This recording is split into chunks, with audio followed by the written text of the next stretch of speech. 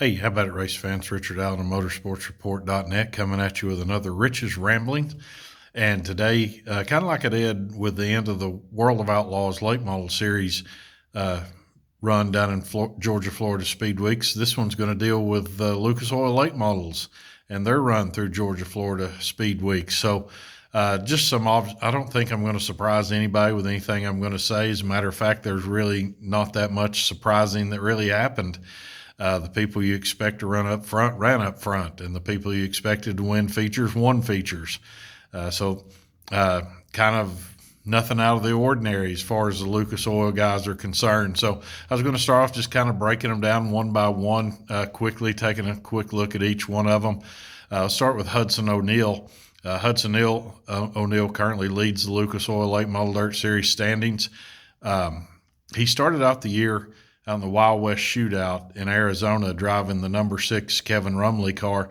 And a lot of people could look at that because he's really fast out there. He won some of the features.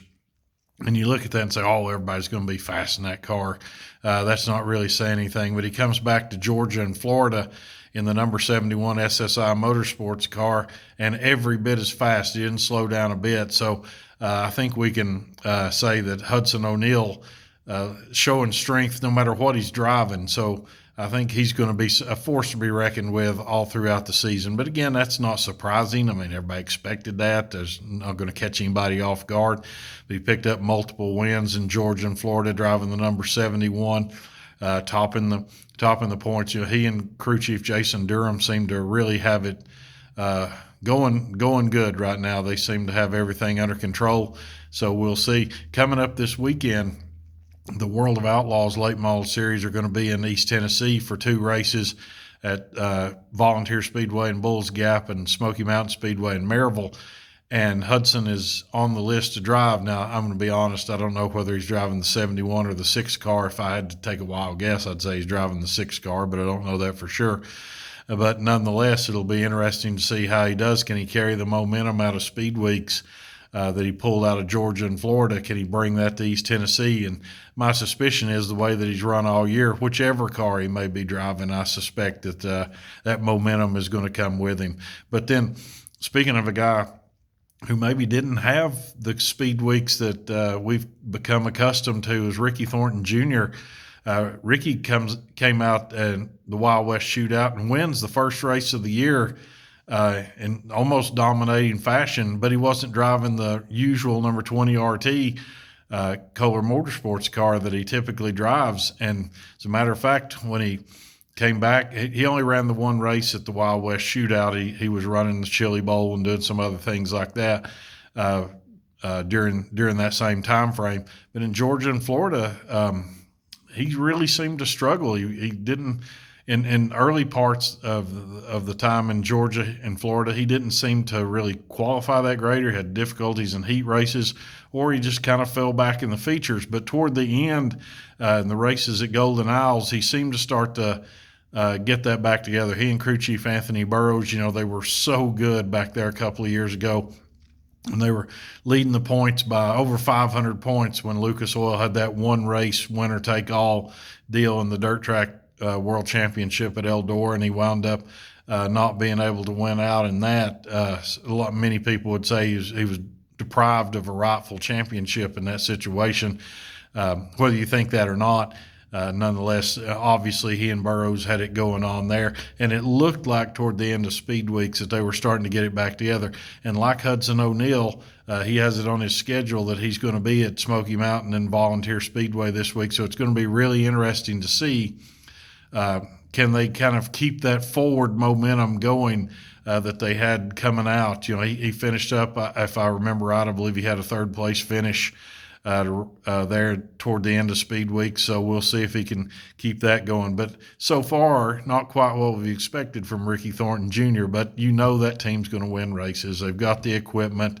He's a great driver. Burrows is a great crew chief. They're going to win races. It's just a matter of them putting it all together. Then another guy who really started to build momentum toward the end of the year last year was Brandon Sheppard in that Rocket House car. He went through the first half of last year, and he wasn't what we expect. You expect that team to just pile up wins. They always have. contend for championships. They always have. But he wasn't really doing that last year. He didn't have kind of what we expect. But here during speed weeks in Georgia and Florida, he did pick up a couple of wins. He really struggled in his own B5 car out there in the Wild West Shootout. But I don't think we can take too much from that. In the Mark Richards led car, he was fast all the time. He was fast in qualifying. He was fast in heat races. Like I said, picked up a couple of wins with Lucas during Georgia and Florida. So I expect that he's going to be a threat throughout the year. I look for him seriously to be a top championship contender and to win a lot of races. And speaking of Mark Richards, who I mentioned there a second ago, I did an interview, really good interview with Mark while I was down at Golden Isles on how he's been able to keep his same crew together for years, because we see crew members jump around all the time. As a matter of fact, for that matter, we see drivers jump around all the time. And how has Mark been able to keep his same group of guys together for several years now? And so he'll address that. So I hope to have that story out pretty soon. Another guy who really got my attention at Golden Isles anyway was Max Blair. He struggled in qualifying. He had difficulty in the early portion of the night in qualifying and heat races. But, man, come feature time, that number 111 car really turned it on. He scored a top 5 every night at Golden Isles. As a matter of fact, on that last night in the $25,000 finale, he took the lead late and looked like he very well could be a winner till Devin Moran was able to get around him right there toward the end. But if he can keep running like that, I'd look for Max Blair to be a threat throughout the year as well, to be running up there in the points, pick up a feature win here and there as well, because he was really good come feature time. As he said, I did an interview with him that I posted on YouTube, but I asked him, how can you get better in qualifying heat races? And his answer was, if I knew, I'd be doing it. But I've got a feeling that him and his crew are working on exactly how to do that just now. And then I mentioned Devin Moran, the defending Lucas Oil Late Model Dirt Series champion. He won that $25,000 to win race at Golden Isles on admittedly a track where he has not been that great in the past. And he started well back in the field, was helped out by some guys getting taken out in crashes and attrition, taking some others out. But still, nonetheless, he had to get up there and win the thing, and he did. When it was time to get up on the wheel, he was able to do that. Of course, he has a baby on the way, so he's looking forward to that. So I don't think they're going to race most likely until the next Lucas Oil races at Atomic in Brownstown toward the end of the month. But Devin Moran, I'm not worried about how good he's going to be. That Roger Sellers Double Down Motorsports team, they're going to be good. And then how about Jonathan Davenport? Deciding to run a pick and choose schedule, drops into Golden Isles and bam, picks up 3 straight wins, one right after another.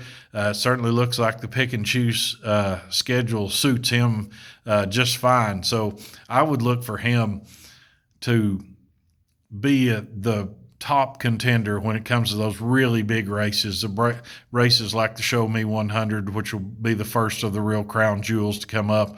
Then some of the others, a Firecracker, and of course the races at Eldora, all the races at Eldora, North-South 100, USA Nationals, those races like that he's going to drop into, and he'll be coming with fresh equipment, fresh attitude, and not having to worry about points. He can just go all in for those wins, kind of like he was able to do at Golden Isles. So I expect much of the same out of JD. As the season plays out with this schedule he's got. Another guy who looked real good was Brandon Overton. Overton's well up in the Lucas Oil points. He was fast every night in qualifying. He heat raced well for the most part. There were times when he struggled in features and kind of fell back a little bit, maybe into the back of the top 10. But you know that guy's got speed. You know that guy's fast. You know that when it comes time to hit the big races, he's always been good at places like Eldora and Florence. So he's going to be good at those places, as well as, he's going to pick off a win here and there throughout the season as well. Let me tell you somebody who everybody better be keeping an eye on going forward is Clay Harris. Now, Clay Harris, yes, he's from Florida, so he tends to race well down in that part of the country.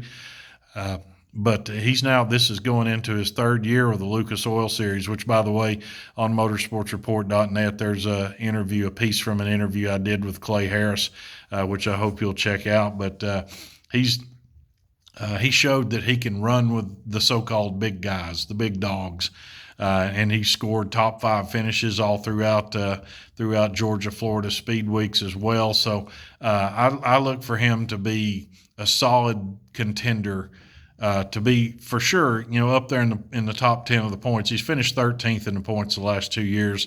There were some issues with some engine trouble and things like that back in his past, but if he can keep stuff like that out of